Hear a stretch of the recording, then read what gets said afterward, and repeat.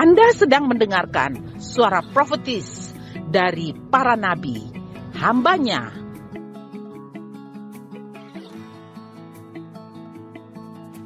Dengarkanlah dan lakukanlah perintah Tuhan melalui para nabi, maka engkau akan berhasil. Selamat mendengarkan. Baik, teman-teman, kita lihat tema yang akan saya sampaikan yaitu save the lost, ya, menyelamatkan yang hilang. Nah, kalau kita omong tentang save the lost, berarti dunia sekarang sedang kacau. Betul ya? Ya. Kenapa teman-teman ya? Kenapa ambil tema kayak begini? Save the lost. Berarti kita melihat bahwa teman-teman kita masih banyak yang masih hilang. Jauh sekali dengan Tuhan. Nah, sebagai anak muda di tempat ini, bagaimana kita dipersiapkan untuk menyelamatkan yang hilang? Dan yang hilang bagaimana untuk dibawa di dalam kekekalan? Nah, kita lihat seperti apakah keadaan manusia? Gimana sih nasib orang-orang sekarang? Yesaya 53 ayat 6. Kita perhatikan. Kita sekalian sesat seperti domba, masing-masing kita mengambil jalannya sendiri. Tetapi Tuhan telah menimpakan kepadanya kejahatan kita sekalian. Kalau kita baca di sini yang garis bawah, ya, kita sesat seperti domba. Masing-masing kita mengambil jalannya sendiri. Nah, yes friend, inilah keadaan manusia sekarang. Hilang di keramaian dunia yang terang menderang. Wah, ada nih istilah baru. Hilang di keadaan dunia di terang menderang. Wah, berarti hilang di posisi terang ini. Biasanya orang hilang di kegelapan, tetapi ini hilangnya di mana? Di terang menderang. Berarti bukan berarti kita melihat fisiknya. No. Tetapi hati, jiwa ini yang Tuhan sudah ciptakan, itu sudah hilang. Hilang dengan apa? Hilang dengan keinginan-keinginan dunia ini. Keinginan dunia ini sudah merajalela sehingga anak-anak Tuhan hilang kepercayaannya, hilang motivasinya, ya, hilang keberadaannya, jiwanya hilang. Sepertinya dia perkasa, sepertinya dia hebat, sepertinya wow, tidak ada masalah, tetapi jiwanya lagi hilang. Makanya keadaan manusia sekarang adalah hilang di keramaian dunia yang terang menderang. Kenapa dibilang sesat kayak domba? Bukan sesat kayak apa? Kerbau, kambing. Karena domba tuh gampang nyasar. Butuh gembala buat arahin jalan. Domba itu kalau dia sudah di padang, dia tidak bisa pulang kembali.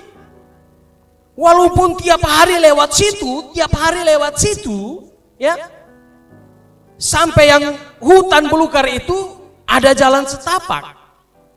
Terjadi jalan setapak, kenapa? Dilalui terus. Tetapi dikatakan domba itu akan tersesat. Tidak bisa dia pulang. Dia harus perlu namanya gembala. Nah, cepat saja, ini fakta tentang domba. Karena kita dikatakan orang yang hilang itu seperti domba yang tersesat.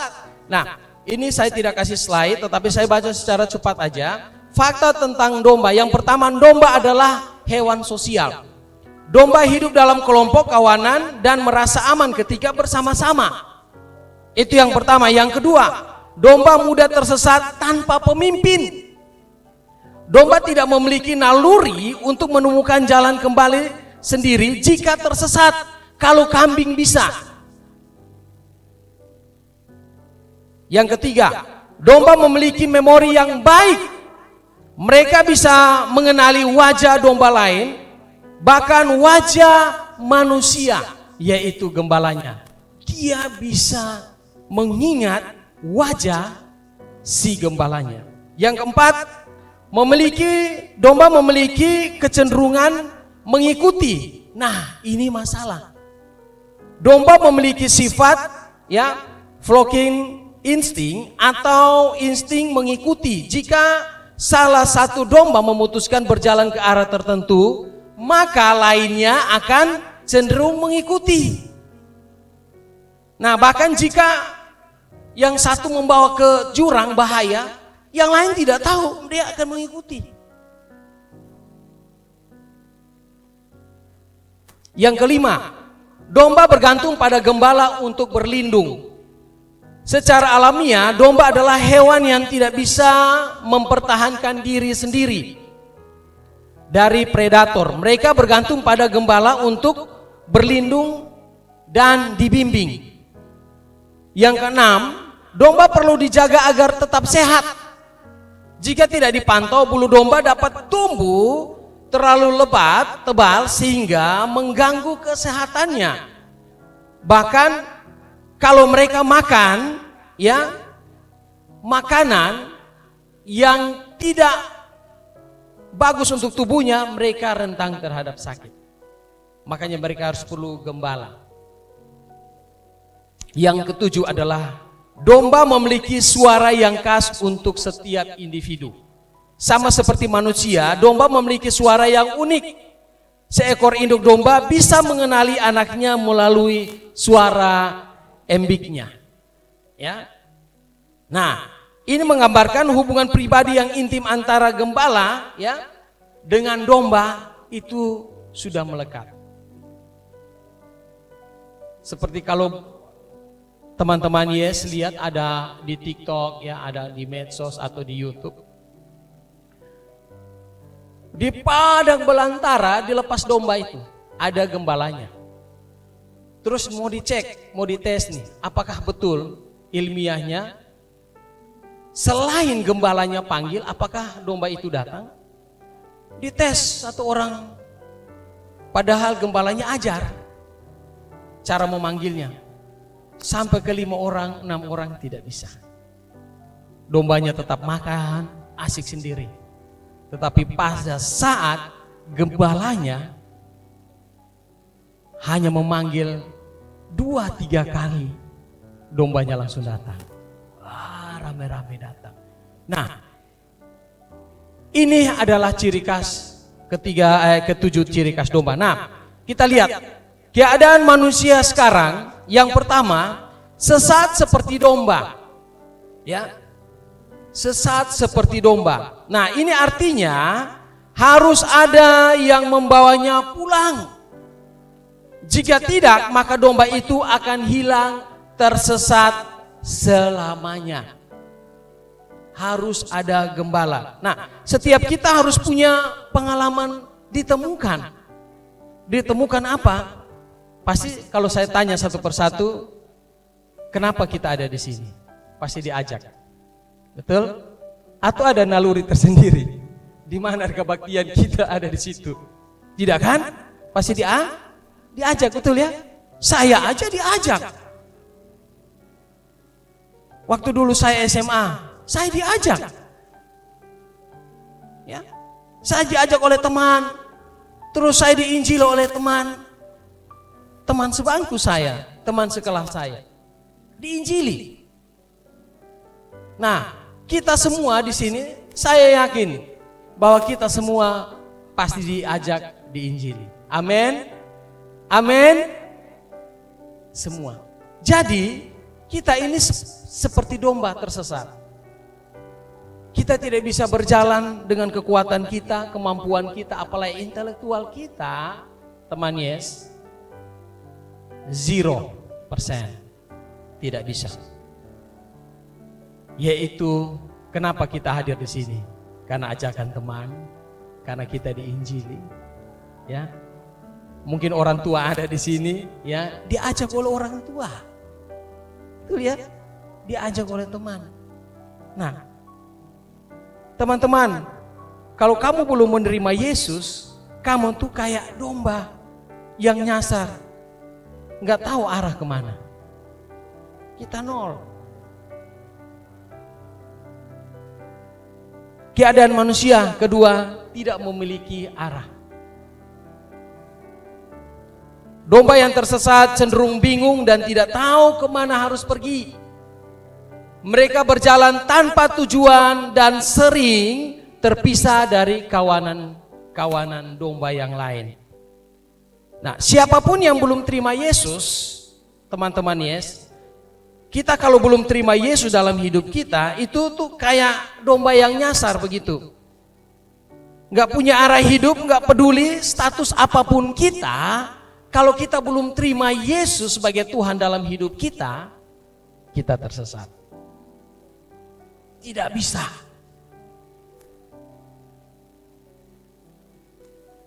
Status apapun kita hebat. Di sekolah kita, di kelas kita, oh kak saya ranking 1 dari SMP. Terus SMA saya juga ranking 1, bahkan ranking 1 umum. Bahkan bukan umum lagi, jadi favorit. Untuk mengenal Tuhan dengan ilmu kita, kekuatan kita, tidak bisa. Ya. Sampai kuliah juga kita menjadi asisten dosen, tidak bisa dikatakan kita tersesat. Tanpa Yesus, kamu tersesat. Kakak kasih tahu dari atas sini, kita semua tersesat tanpa Yesus. Jangan sampai hidup kita sia-sia, kita habiskan waktu kita dengan kesia-siaan. Yang ketiga, keadaan manusia adalah rentan terhadap bahaya.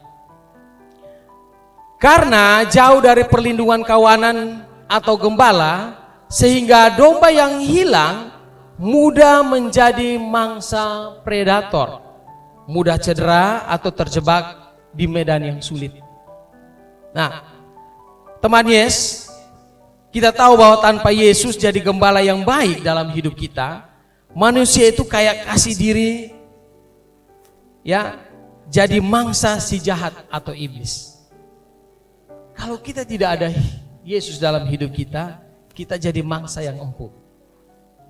Hidup tanpa Yesus, kamu bakal terjebak di lembah hitam penuh dosa. Manusia tuh nggak bakal bisa keluar dari lembah dosa meskipun kita pintar, tajir, ya, cakep, ganteng, artis top, pengusaha sukses ataupun ya politikus jago, semua itu nggak ngefek tanpa Yesus. Kita tidak bisa berbuat apa-apa tanpa Yesus. Ada beberapa orang, wah kamu ini kuno, kamu ini kerjanya hanya doa saja, wah diajak clubbing, kamu tolak. Wah padahal kamu ganteng begini, cantik begini, wah kamu bisa jadi top. Diajak tidak mau, diajak sini tidak mau, ajak sana tidak mau, ya kan? Wah sampai-sampai dikatain, weh lu kolot. Biasanya begitu kan? Lu kolot. Yuk rokok dulu. Kalau tidak rokok, kolot. Lebih lupi kampung sah. Seringkali tawaran-tawaran seperti begitu membuat kita mulai tersesat. Padahal dulu ada satu pilihan, akhirnya dibuat jadi dua pilihan. Nah inilah pekerjaan-pekerjaan iblis, mau merusak generasi-generasi anak-anak Tuhan zaman sekarang. Ya, ada lebih parah lagi. Ya. Nah, Jadi teman-teman Yes, sekali lagi tanpa Yesus semuanya nol. Yang keempat, kita lihat keadaan manusia sekarang adalah kehilangan ketergantungan. Domba adalah hewan yang sangat bergantung pada gembala dan kawanan untuk makan, perlindungan, dan arahan. Tanpa bimbingan mereka kesulitan bertahan. Nah, manusia itu nggak punya tempat bergantung yang benar-benar kuat. Nggak peduli statusnya apa. Tidak bisa. Dari luar mungkin kelihatannya pintar, ya, keren, pintar, sukses, kaya raya, punya uang banyak, sampai-sampai teman panggil bos, bos, karena uangnya banyak. Tapi semua itu gak bakalan jadi penopang hidup sejati. Sekali lagi saya mau katakan, kakak mau katakan, hanya Yesus, Sang Juru Selamat yang bisa kita jadikan fondasi dalam hidup kita. Yang lain tidak bisa. Teman-teman, jangan pikir orang yang punya uang banyak, mereka bahagia sekali. Jangan pikir dia gitu. Mereka ada punya masalah tersendiri. Satu hal, kalau kita punya Yesus, saya percaya kita semua akan berhasil. Amin. Kita akan berhasil kalau kita punya Yesus dalam hidup kita. Yang kelima, tampak gelisah atau panik. Manusia yang hidup tanpa Yesus gak bakalan kuat hadapi dunia yang bikin gelisah, takut, dan sampai overthinking. Wah, aduh, masalah ini sudah datang, overthinking. Kita sepertinya kita mau lakukan sesuatu tapi gagal, akhirnya kita mengutuk diri kita sendiri. Saya tidak bisa, saya tidak tahu, saya bodoh. Kenapa? Karena saya dari ampun belakang sana, saya tidak tahu, saya tidak bisa apa-apa. Ini adalah manusia zaman sekarang tanpa gelisah dan panik. Yesus sudah bilang, manusia bisa mati karena takut dan khawatir yang menghantam terus-menerus meskipun hidup sudah dikelilingi teknologi canggih, tetapi kita masih khawatir dengan hal-hal di dunia ini. Amsal 12:25a katakan begini, kekhawatiran dalam hati itu membungkukkan orang. Kalau orang bungkuk, teman, kerjanya tidak efektif lagi. Orang kalau bungkuk kerjanya tidak efektif lagi. Yang kelima, kondisi manusia sekarang adalah kondisi fisik memburuk. Kita tahu beberapa tahun yang lalu, 2020, 2021 ya, itu COVID sudah muncul. Ya. Dan kita sudah dengar lagi kalau teman-teman Yes buka-buka media sosial, ada virus juga lagi mau diluncurkan. Ya. Inilah kondisi-kondisi zaman sekarang. Sampai-sampai dokter ahli medis, ya, ahli medis, ahli dokter tulang, saraf semua, ini kewalahan menghadapi wabah-wabah yang terus berdatangan. Tapi Yesus sudah mati buat dosa-dosa kita, amin. Dan lewat bilur-bilur darahnya, orang yang percaya bisa disembuhi dan dari sakit penyakit. Nah, teman Yes, satu hal saya mau sampaikan di sini. Kekuatan kita terbatas, energi kita terbatas. Tetapi kalau kita punya Yesus dalam hidup kita, itu tidak terbatas. Dia akan lakukan perkara yang besar. Yang ketujuh, keadaan manusia adalah tidak menyadari bahaya. Nah, manusia tuh lagi jalan menuju kebinasaan. Kayak domba antri buat disembelih. Ada juga yang sadar, tapi bingung gimana cara selamatnya. Dan ada juga yang malah gak sadar sama sekali kalau mereka lagi menuju kehancuran.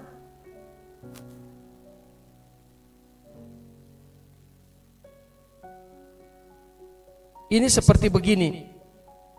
Kalau kita naik pesawat, teman Yes, tapi pesawatnya tidak turun-turun. Kira-kira gimana? Kita naik pesawat, ya, tapi pesawatnya tidak turun-turun. Wah, 2 jam, 3 jam. Kalau kita aja pergi ke Jakarta aja 2,5 jam saja kita gelisah betulnya. Di pesawat kita gelisah, aduh lihat jam, kapan dia turun, kapan dia turun. Apalagi kalau tidak turun, ya masalah. Nah, teman-teman, hidup kita juga akan berada dalam bahaya tanpa kita jadikan Yesus sebagai Tuhan dan Juru Selamat kita. Nah, saya secara cepat aja. Nah, apa artinya manusia tersesat dalam dunia yang terang dan menderang ini? Nah, kita lihat dunia medsos membuat banyak orang hancur hidupnya. Terjadi seks bebas, ya, judi online, menipu, melakukan perjualan narkoba dan bahkan prostitusi online. Ini sudah terjadi di dunia maya. Kenapa saya bilang kita tersesat di dunia yang terang menderang? Jangan sampai kita bangun pagi, apa yang kita pegang duluan? Apakah Alkitab atau HP? Coba. Jangan sampai kita pegang pertama HP, lihat, scroll. Nah, ini yang dikatakan bahwa kita tersesat dengan dunia terang menderang ini. Nah, banyak potensi anak muda hancur karena tersesat dari pergaulan bebas. Contohnya, remaja berbakat olahraga, seni, apalagi seni kita lihat ya. Kalau sudah mulai hebat, mulai tenar, pasti ujung-ujungnya apa? Narkoba. Kedua, seks bebas. Terus pengaruh media sosial kita.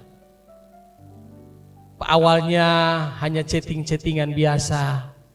Setelah itu mulai janjian, ketemu. Akhirnya bla bla bla bla. Nah, satu hal kakak mau kasih tahu di sini. Kita baca Lukas 15 ayat 4. Lukas 15 ayat 4. Siapakah di antara kamu yang mempunyai 100 ekor domba, dan jika ia kehilangan seekor di antaranya, tidak meninggalkan yang 99 ekor di padang gurun, dan pergi mencari yang sesat itu sampai ia menemukannya. Nah, ini cerita ilustrasi yang Yesus sampaikan bahwa si pengusaha, si gembala ini, dia mempunyai 100 ekor domba, tetapi satunya hilang. Ya. Setelah itu, dia meninggalkan yang 99 itu dan dia mencari yang satu itu. Nah, kenapa Tuhan rela meninggalkan 99 domba yang aman cuma buat satu domba yang nyasar? Karena buat Tuhan setiap kita itu berharga di mata Tuhan. Sangat berharga. Setiap kita itu berharga sekali, bahkan yang satu pun dia tidak akan membiarkan tersesat. Nah, demikian kehidupan kita, anak-anak muda, teman-teman Yes. Tuhan rindu mau dalam hidup kamu, mau masuk dalam hidup kamu. Dia tidak mau membiarkan hidup kita tersesat. Dikatakan ya, gembala itu meninggalkan 99 dan dia akan mencari yang satu tersesat itu, yaitu hidup saya dan hidup teman-teman Yes. Betapa pentingnya hidup kita di mata Tuhan. Nah, saat ini teman-teman, mari kita mengecek kembali. Mungkin kita yang ibarat domba yang terhilang dan tersesat, Tuhan datang mencari yang terhilang. Artinya Tuhan mau mencari hidup kita. Dulunya kakak cerita sedikit. Ya. Kita hidup di SMA, ya. Kita tahu bahwa tahun 2000-an ya, Kak Joni ya. 2000-an itu kita SMA. Kita tahu, saya teman baik Kak Joni, kita tersesat. Makian, ya, pornografi, ya, pengaruh-pengaruh teman semua, rokok-rokok, kita lakukan semua. Kita tidak tahu, kita pikir oh kita enjoy, kita nikmati hidup ini, nikmati aja. Satu titik, ada teman kita betul-betul dia sudah mendoakan kita lama. Kita kelas 1 bersama, kelas 2, naik kelas 2, kita pisah kelas. Kak Joni ini di Injili pertama, dia bertobat. Saya belum. Setelah itu, dia bersama dengan teman. Mereka serang saya lah. Sisipnya begitu ya. Serang saya. Saya bilang buat apa? Tidak usah, kok ini hidup so enak nih. Kok buat apa terima Yesus lah? Ya kan kayak begitu. Tapi mereka, saya tahu bahwa mereka berdoa dan berpuasa untuk saya. Mereka berdoa berpuasa, datang lagi. Hari berikutnya, ngomong lagi firman Tuhan. Saya bilang, papa saya Kristen, mama saya Kristen. Buat apa lagi? Dan sampai kamu ini penyesat. Wah, mereka pergi. Berikut lagi, hari berikut lagi. Mereka datang lagi. Injili saya. Akhirnya waktu Tuhan, saya terima Tuhan sebagai Tuhan dan Juru Selamat dalam hidup saya. Sampai sekarang, saya tidak pernah ingkari janji saya dengan Tuhan. Akhirnya kami berapa orang itu, sampai tamat, kita buat gebrakan di sekolah. Kayak kita pagi-pagi datang doakan semua teman-teman kita. Kita bisa jalan setiap kelas-kelas tumpang tangan di setiap meja-meja kursi. Kita bayar harga kayak begitu, teman. Kita mau dapatkan hati mereka. Karena Tuhan bilang melalui diri kita, teman-teman kita diselamatkan. Kita keliling. Sebelum kepala sekolah datang, mungkin kalau penjaga sekolah kalau tidak tidur di sekolah, mungkin kita lebih duluan dari dia datang ke sekolah. Kita buat komitmen begitu. Akhirnya beberapa teman kita, sampai orang muslim aja menangis. Kita doa terima Yesus. Wow, luar biasa. Hanya Tuhan yang bisa sembuhkan hidup kita. Amin. Teman-teman, yes, tidak bisa. Kamu mau cari apa? Kekayaan. Ingat, kalau kita terima Yesus sebagai Tuhan dan Juru Selamat, kekayaan akan ikut kepada kita. Kepintaran akan ikut kepada kita. Apa yang kamu tidak bisa, Tuhan akan lakukan dalam dirimu. Yang penting, kamu berikan hidupmu, berikan ruang di dalam hatimu, supaya Tuhan datang dan bertata dalam hidupmu. Dia akan ubah hidupmu sesuai dengan apa yang dia mau. Satu hal yang kakak mau kasih tahu, mari kita buka hati kita, percaya saat Tuhan masuk dalam hidup kita, dia mau berbuat sesuatu yang besar. Bahkan lebih besar dari sekarang yang engkau rasakan. Dia akan berbuat lebih besar dalam hidupmu lagi. Amin, teman-teman, yes. Saya mau berdoa, mari kita teduh sejenak di hadapan Tuhan. Kakak sudah uraikan tadi, keadaan manusia seperti itu.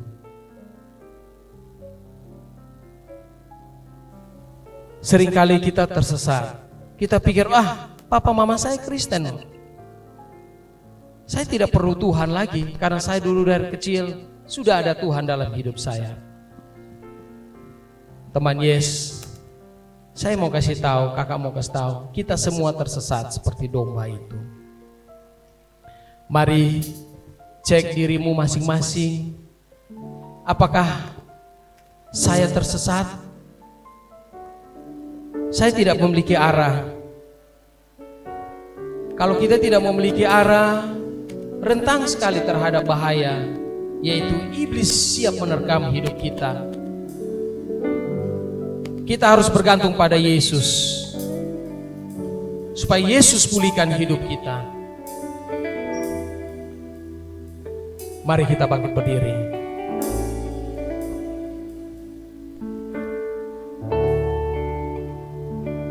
Yohanes 3 ayat 3 katakan begini.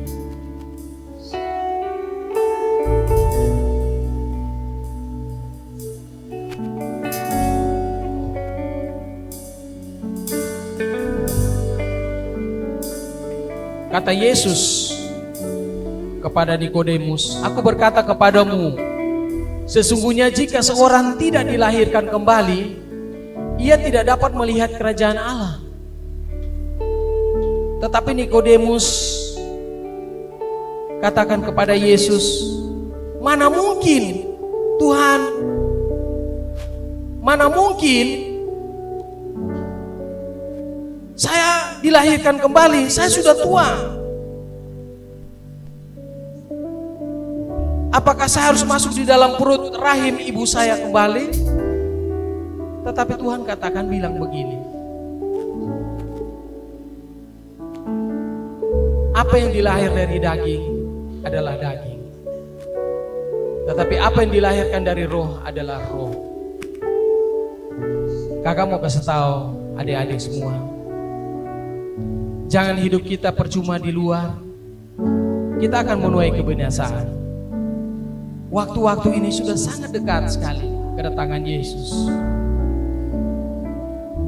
Kita harus menerima Dia sebagai Tuhan dan Juru Selamat. Kalau kita dilahirkan secara jasmani, kita akan melihat dunia ini seperti sekarang. Adik-adik semua lihat dunia ini sampai sudah besar. Tetapi yang kakak ajarkan malam hari ini, kita harus dilahirkan secara roh. Saat kita dilahirkan secara roh, kita akan bisa melihat surga. Saat kita dilahirkan secara dunia, daging, kita melihat dunia ini. Tetapi malam hari ini, kakak mau ajak, yuk taruh tangan kananmu di dadamu. Jangan lihat ke kiri, ke kananmu. Keselamatan tidak bisa dibuat oleh siapapun untuk menyelamatkan kita. Mungkin papa kita sudah mengenal Tuhan, pendeta, tetapi dia tidak bisa menyelamatkan kita. Kita sendiri yang harus melakukan sehingga kita diselamatkan. Ikuti kakak, doa kakak ini. Tuhan Yesus, Tuhan Yesus, hari ini saya mau menerima Engkau sebagai Tuhan dan Juru Selamat saya, satu-satunya dalam kehidupan saya. Masuk dalam hati saya, masuk dalam hidup saya. Jadikan saya serupa dengan-Mu Tuhan. Saya tidak mengizinkan apapun, kuasa apapun yang masuk dalam hidup saya. Hanya Engkau Tuhan yang mengontrol hidup saya. Jadikan saya alat di tangan-Mu. Hari ini Tuhan, saya mengaku dengan mulut saya, dengan bibir saya, bahwa Engkaulah Tuhan dan Juru Selamat saya. Jadikan saya berharga di mata Tuhan. Jadikan saya anak-Mu Tuhan, supaya bisa melakukan pekerjaan yang besar. Terima kasih Tuhan Yesus. Bapa, malam hari ini setiap kami menerima Engkau sebagai Tuhan dan Juru Selamat kami. Kontrol hidup kami, kuasai hidup kami. Roh Kudus yang baik, bisikan sesuatu tentang rahasia-rahasia kerajaan surga bagi adik-adik semua yang ada. Saya berdoa di malam hari ini, surga bersuka cita, sebab Engkau mengundang dia masuk, yaitu Yesus masuk dalam hidupmu. Jadi penguasa tunggal, satu-satunya dalam kehidupan. Terima kasih Tuhan Yesus. Kami mengucap syukur untuk firman-Mu, menguatkan kami, memberikan kami pengertian baru, rema baru. Kami semuanya seperti domba yang tersesat. Tetapi malam hari ini kami mau bersukacita bahwa melalui kehidupan-Mu Tuhan, kami dibenarkan, melalui kehidupan-Mu kami diselamatkan Tuhan. Terima kasih Tuhan Yesus. Kami berdoa. Haleluya. Di dalam nama Tuhan Yesus. Yang percaya, yang sudah menerima Tuhan, katakan amin. Baik. Terima kasih, Tuhan Yesus memberkati. Salam.